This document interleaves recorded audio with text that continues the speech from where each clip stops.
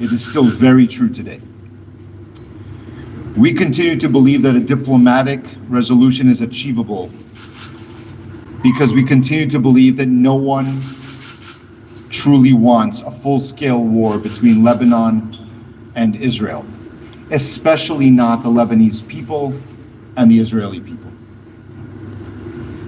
We know it's urgent because the hostilities between Hezbollah and Israel have only escalated since I was here last.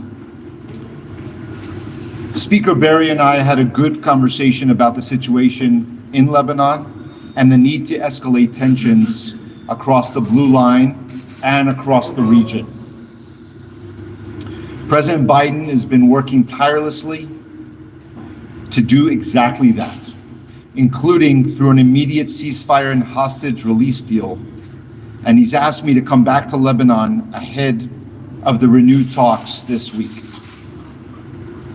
Speaker Berry and I also talked about the framework agreement that's on the table for a Gaza ceasefire, and he and I agreed there is no more time to waste, and there's no more valid excuses from any party for any further delay. The deal would also help enable a diplomatic resolution here in Lebanon, and that would prevent an outbreak of a wider war and create the conditions for the displaced Lebanese people to return to their homes in the south and the displaced Israeli residents to return to their homes in their north. Both should be able to do that with safety and security. We have to take advantage of this window for diplomatic action and diplomatic solutions. That time is now. Thank you. What are the messages you're bringing with you? What are the messages you're bringing with you from the U.S. and the Lebanese leaders? Hold on. I can't hear you. What are the messages you're bringing with you from the U.S. for the Lebanese leaders? The messages, my message to the Lebanese people is very simple. I think the United States agrees with the Lebanese people who want to live their lives, to resume their lives with peace and security and prosperity, and not have to live under the constant threat of conflict and war. But do you guarantee that is the message that we want for everyone.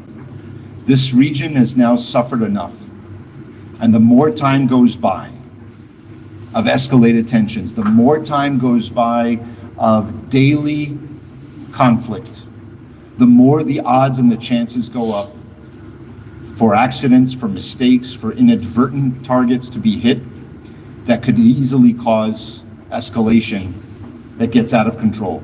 And that is why the time is now to get us into a better direction. And for the Lebanese people, my message is clear. What President Biden has said publicly over the last several days, and the message that he has sent in his joint statement together with the leaders of Qatar and Egypt to return to talks with urgency on a ceasefire in Gaza that releases the hostages and sets the conditions to end this war. And here in Lebanon, we believe we can get to end of the conflict now, today. But we recognize that that there are those who want to tie it to other conflicts. That is not our position. We can reach an end to the conflict now, but we understand that we also need to work to get to an end of the conflict in Gaza. We are waiting for one answer. If there is any chance to avoid the war between Israel and Hezbollah. I hope so, and I believe so. Is a comprehensive war with Iran coming? Mr. Hotline, the last time you